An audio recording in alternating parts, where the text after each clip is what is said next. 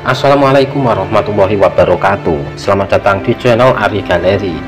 Semoga kita semua senantiasa diberikan kesehatan dan keberkahan oleh Tuhan Yang Maha Esa. Di video kali ini kita akan membahas tentang ciri-ciri tuyul masuk rumah dan bagaimana mengatasinya. Tuyul merupakan salah satu makhluk gaib yang cukup populer dalam kepercayaan masyarakat Indonesia.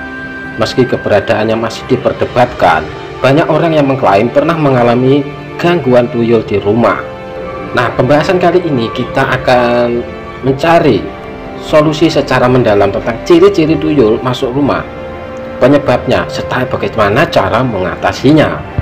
Tuyul digambarkan sebagai makhluk halus terbentuk anak kecil dengan kepala botak dan tubuh kecil.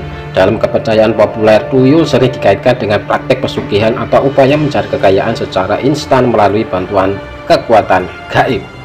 Makhluk ini dipercaya memiliki kemampuan untuk mencuri uang dan benda berharga lain dari rumah-rumah yang menjadi targetnya. Meskipun tidak ada bukti ilmiah yang mendukung keberadaan tuyul, cerita tentang gangguan makhluk ini masih beredar luas di masyarakat. Beberapa orang percaya bahwa tuyul merupakan jenis jin atau makhluk halus yang bisa dipelihara dan diperintahkan oleh manusia dengan tujuan yaitu mencuri harta. Dalam budaya Jawa, tuyul sering dikaitkan dengan praktek ilmu hitam atau perdukunan.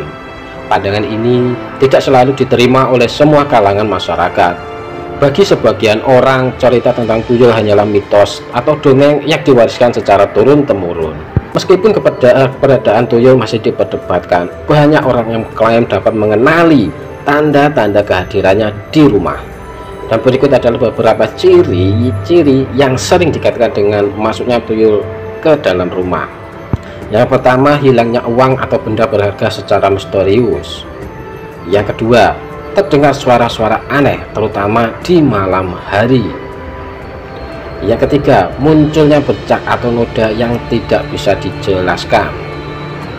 Yang keempat, pergerakan benda-benda tanpa sebab yang jelas.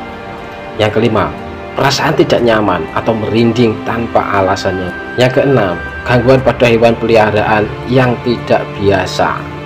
Penting untuk dicatat bahwa ciri-ciri ini bisa memiliki penjelasan logis yang tidak terkait dengan hal supranatural.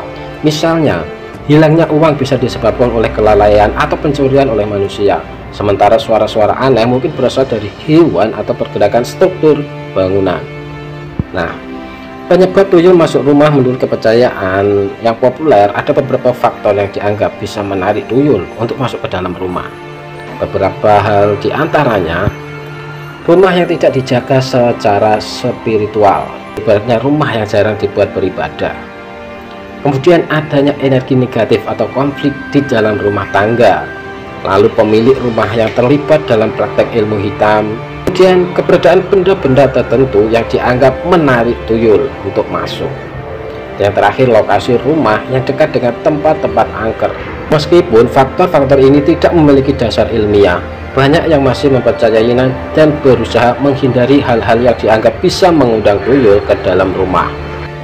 Lantas, bagaimana cara mengatasi dan mencegah gangguan tuyul supaya tidak masuk ke rumah?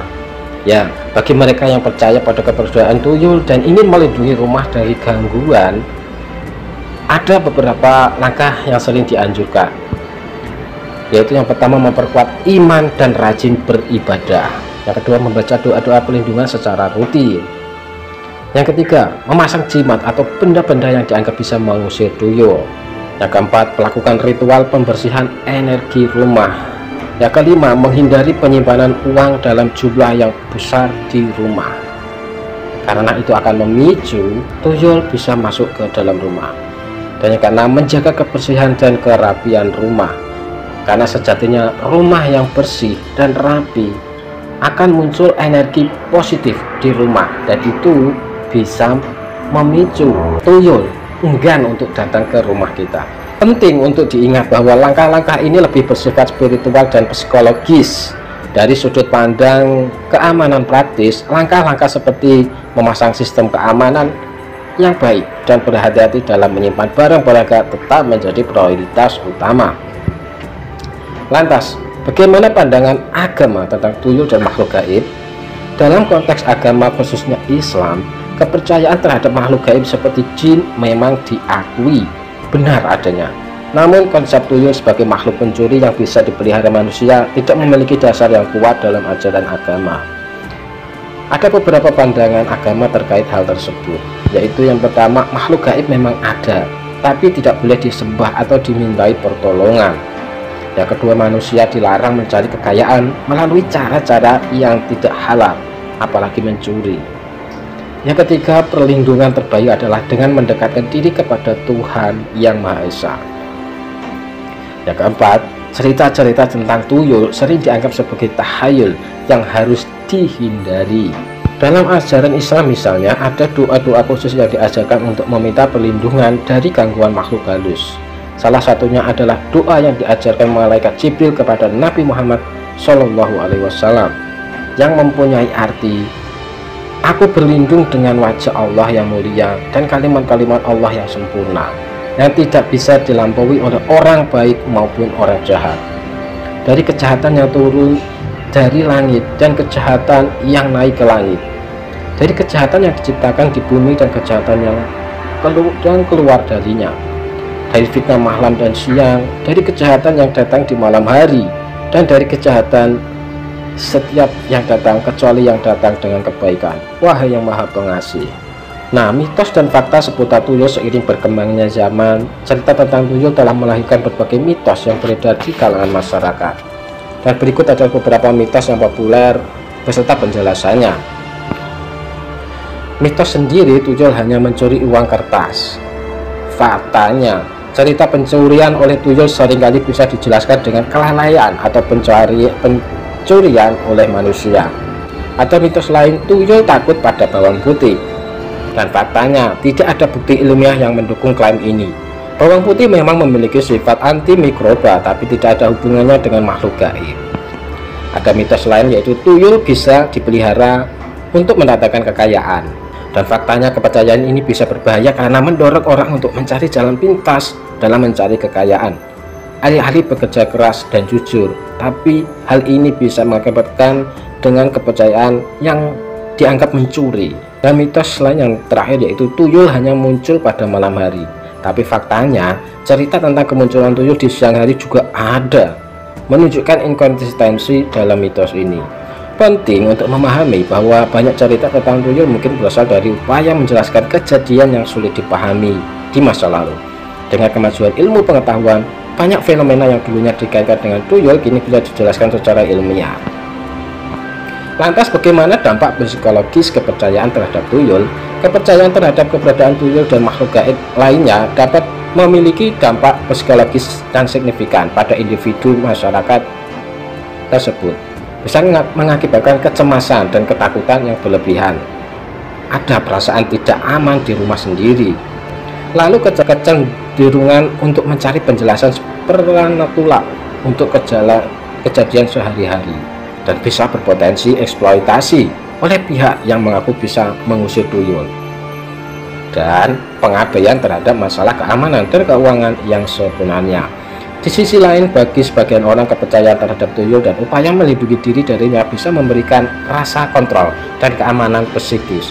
Namun, penting untuk menjaga keseimbangan antara kepercayaan tradisional dan pemikiran rasional dalam menghadapi masalah sehari-hari. Dari sudut pandang ilmiah, fenomena yang terkait dengan tuyul seringkali bisa dijelaskan melalui berbagai pendekatan. Dari psikologis, ketakutan dan kecemasan bisa menyebabkan orang melihat atau mendengar hal-hal yang sebenarnya tidak ada.